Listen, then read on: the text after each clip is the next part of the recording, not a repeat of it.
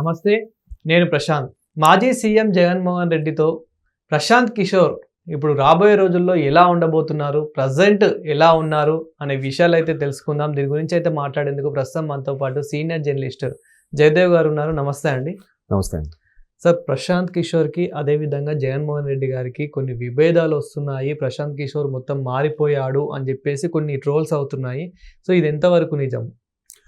యాక్చువల్గా ఇప్పుడు మళ్ళీ ఈ అంశం తెర మీద రావడానికి ప్రశాంత్ కిషోర్ కాదు, ప్రశాంత్ కిషోర్ గారి టీంలో ఉన్న ఒక పర్సన్. ప్రశాంత్ కిషోర్ ఎప్పుడో ఈయన సిద్ధాంతాలు నచ్చగా బయటకు వచ్చేసాడు. బట్ ఆయన శిష్యుడు కూడా రీసెంట్గా ఒకడు జగన్మోహన్ రెడ్డి గారి టీం నుంచి బయటకు వచ్చేసాడు అనేది ఇప్పుడు లేటెస్ట్గా అంశం. అదేంటంటే ఆయన ఎవరు రిషిరాజ్ సింగ్ అని ఎవరు ఉన్నాడు. అంటే వీళ్ళు ఏదైతే గతంలో ఈ లెక్కర్ స్కాములు చాలా స్కాములు ఉన్నాయి కదా, అన్ని పేరుకి పథకాలు ముందుకు చూపించి తెర వెనుక చాలా జరిగాయి చేశారు. దాన్ని బూచీలా చూపించి పథకాలు పథకాలు పథకాలు కూర్చొని తినరా, నీకు ఎందుకు ఇంటికి మరి వాలంటీర్తో పంపిస్తున్నావు, నువ్వు ఎందుకు టెన్షన్ అన్నట్టుగానే చూపించారు. కానీ తెర వెనుక పెద్ద పెద్దవి జరిగాయి. సో సామాన్యుడికి అది అర్థం కాదు. అబ్బా నాకు వాడేలా పోతే నాకు ఎందుకురా, నా పైసలు నాకు వస్తున్నారా అన్నట్టుగానే ఉన్నారు మొదటి 2 ఏళ్ళు. తర్వాత మెల్లమెల్లగా ఒక్కొక్కడికి తెలిసి వచ్చింది. ఇదిలా ఉంటే ఈ రాజ్ సింగ్ అనేవాడు ఏం చేశాడంటే, వీనికి కూడా కొన్ని ఈ రాజ్ కసిరెడ్డి ద్వారా ఏదో ఫ్రెండ్షిప్ ఉంది, ఏది లిక్కర్ స్కామ్లో ఎదుర్కొంటున్న వీనికి. సో ఇటు ఉన్న నేపథ్యంలో సో ఈ లిక్కర్ స్కామ్ ద్వారా వచ్చినవో లేదంటే ఏదో ఈ రాజ్ అనేవాడికి కూడా షేర్ ఉందంట. కాకపోతే ఎప్పుడైతే ప్రశాంత్ కిషోర్ జగన్మోహన్ రెడ్డి గారితో విభేదించి పార్టీని బయటకు వచ్చేసారో, ఆ తర్వాత టీడీపీకి చేస్తారనుకున్నారు కానీ ఎందుకో కలిశారు, మాట్లాడారు కానీ ఎక్కడ పొత్తు జరగలేదు. తర్వాత సునీల్ కనుగోలు ఎవరో వాళ్ళు ఇక్కడ తెలంగాణ కాంగ్రెస్కి పనిచేశారని రకరకాల వార్తలు ఉన్నాయి. సునీల్ కనుగోలు కూడా టీడీపీకి చేస్తారన్నారు కానీ అది ఎక్కడ చేసిన దాఖలాలు అయితే కనపడలేదు. సో మొత్తానికి టీడీపీ సొంత స్ట్రాటజీ మీద కూటమితో వెళ్ళిపోయింది, విజయం సొంతం చేసుకుంది. సో ఈ ప్రశాంత్ కిషోర్ మరి దేనికి చేశారో తెలియదు, సునీల్ కనుగోలు దేనికి చేశారో తెలియదు. ఈ ప్రశాంత్ కిషోర్ ఒకప్పుడు ఐపాక్ టీంలో ఉన్నప్పుడు ఆ కింద శిష్యులుగా ఉన్న వీళ్ళందరూ కూడా రాజ్ సింగ్, రిషిరాజ్ సింగ్ లాంటి వాళ్ళు. సో వీళ్ళు ఫర్దర్గా ఈ ఇష్యూస్ ఏవైతే స్కామ్లు బయటకు వస్తున్నాయో వీళ్ళు మెల్లమెల్లగా ఈ టీడీపీకి ఫేవర్గా ఉండే కొన్ని ఛానల్స్కి అమౌంట్ ఇస్తూ మా గురించి బ్యాడ్గా రాయకండి, మేము అమౌంట్ ఇస్తాం, మాకు రౌండ్స్ రాయొద్దు, మా గురించి బయటకు వస్తే ప్రాబ్లం అవుతుంది అన్నట్టుగా రిక్వెస్ట్ చేసుకుంటున్నారట. ఇంకొన్ని సందర్భాల్లో వైసీపీకి ఫేవర్గా ఉండే ఛానల్స్ కూడా ఈ రిషిరాజ్ సింగ్ అనే వ్యక్తి ఎవరో ఇస్తూ మనది తప్పు లేదన్నట్టుగా మీరు చూపించండి అన్నట్టు కూడా. అంటే మనీ మేక్స్ మెనీ థింగ్స్ అనే ఇవాళ రేపు కూడా చాలా ఎల్లో జర్నలిజం అనేది వచ్చేసింది. ఎవడు ఎక్కువగా ఫేవర్ ఇస్తే అంటే ఎందుకు ఎలక్షన్స్ ముందు సంపాదించుకుందాం అనుకునే వాళ్ళు చాలామంది ఉన్నారు, నాకు తెలిసిన నా మిత్రుల్లో కూడా కొంతమంది. సో అటువంటి కల్చర్ కొంత ప్రతి దగ్గర కూడా ఉంటుందండి. ఇప్పుడు జెన్యున్గా కరప్షన్ ఎట్లాంటి వివాదాలు లేని స్ట్రీమ్ ఒక డిపార్ట్మెంట్ అనేది ఇక్కడ ఉండదు, ప్రతి దగ్గర ఉంటుంది. కొన్ని దగ్గరలో ఎక్కువ ఉంటుంది, కొన్ని దగ్గర తక్కువ ఉంటుంది. బాగా తెలిసింది కాబట్టి అందరూ చెప్పేసుకుంటారు. అక్కడ పోలీస్ డిపార్ట్మెంట్లో ఎక్కువ ఉంటుంది, సినిమా ఇండస్ట్రీలో ఎక్కువ ఉంటుంది, ఇలాంటి రకరకాలు చెప్తారు. కానీ ప్రతి దగ్గర కూడా ఉంటాయి, కొన్ని బయటకు వస్తాయి, కొన్ని బయటికి రావు. అయితే ఈ రిషిరాజ్ సింగ్ అనే వ్యక్తి లాంటి వాళ్ళు రాజ్ కసిరెడ్డి ద్వారా ఆ ఇన్ఫ్లుయెన్స్ ద్వారా ఏదో మొత్తానికి ఈ లిక్కర్ స్కామ్లో ముట్టిన అమౌంట్తో కొన్ని ఛానల్స్కి రిక్వెస్ట్ చేసుకుంటున్నారట, మా పేరు బయటికి రాకుండా చూడండి, మీకు ఎంత కౌంట్ అంత ఇస్తామని. ఇంకొంతమంది మనకి ఫేవర్గా రాయండి అని చెప్పి రిక్వెస్ట్ చేసుకునే సందర్భాలు కూడా ఉన్నాయంట. అంటే ఒకవేళ వీళ్ళ విషయం అలాగా ఆ నోటా ఈ నోటా బయటికి స్ప్రెడ్ అయ్యి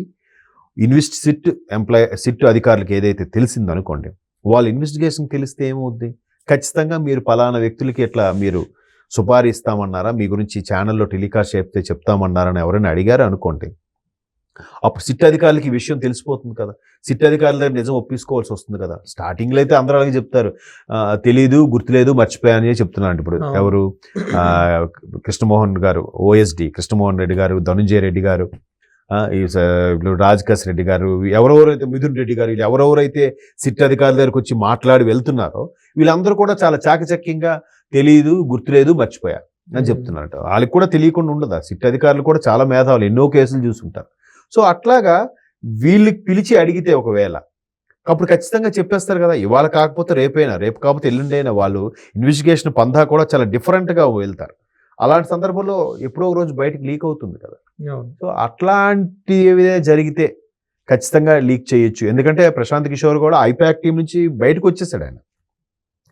మరి ఇప్పుడు వేరే సొంతంగా పెట్టుకుని నడిపిస్తున్నాడు ఏమని తెలియదు. ఎందుకంటే ఆయన ఎంత స్ట్రాటజిక్ ప్లేయర్ అని అనేది అతని మీద చాలా సినిమాలు కూడా వచ్చాయి. వివేకం అనే సినిమా చూస్తే పూర్తిగా CBI charge sheet YS Vivekananda Reddy చనిపోయడానికి కారణమైన సిబిఐ ఛార్జ్ షీట్ ఆధారంగా తీసిన సినిమా అంటది. క్లియర్ స్టార్టింగ్లోనే వేశారు. సో దాంట్లో ఏదైతే అప్రూవల్ మారారు, ఎవరెవరు స్ట్రాటజీ ప్లే చేశారు, అవన్నీ కూడా అందులో మెన్షన్ చేశారు. ఇక్కడ ప్రశాంత్ కిషోర్ లాంటి ఒక క్యారెక్టర్ కూడా అందులో పెట్టడం జరిగింది. మీరు ఆ సినిమా చూస్తే మీకు అర్థమవుతుంది. సో అట్లాగా ప్రశాంత్ కిషోర్ లాంటి వ్యక్తి ఎప్పుడైతే ఒక స్ట్రాటజీ ప్లే చేశాక బయటకు వచ్చేసాడు, వీళ్ళు చెప్పిన మాట వినలేదని. తర్వాత చాలా మందిని కన్సల్ట్ చేశారు. మేబీ ఆయన టీంలో ఉన్న కొంతమంది ఐపాక్ టీంలో పనిచేసిన వాళ్ళు ఉన్నారు. తర్వాత కూడా విజయవాడలో ఆఫీస్ ఉంది, మనదే నెక్స్ట్ విజయం మనదే, మనకు అన్ని రిపోర్ట్స్ సక్రమంగా వస్తున్నాయని చెప్పి లేనిపోనివి చెప్పి మసిపూసి మారేడుగా చేశారు వైసీపీ వాళ్ళు.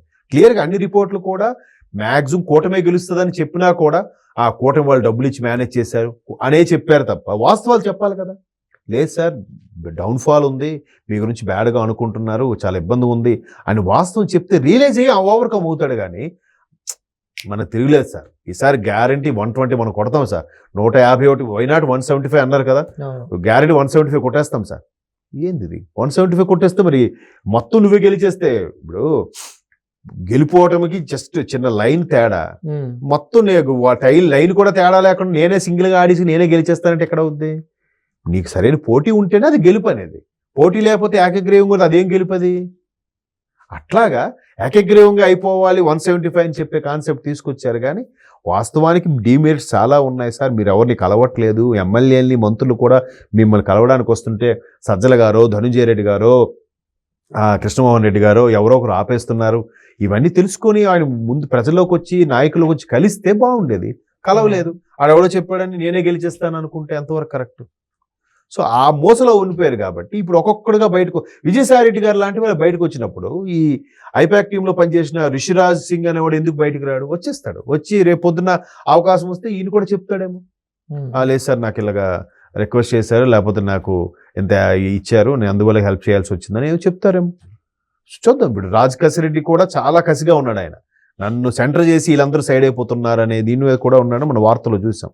చూద్దాం. రాజ్ కసిరెడ్డి లాగా ఈ రిషిరాజ్ సింగ్ గారు తయారయ్యాడు అనుకోండి, ఇంకా బయటకు వస్తాయి కదా, అప్పుడు చూద్దాం ఇంకా అరెస్టుల పర్వం ఎలా ఉంటుందో. Thank you sir. Thank you.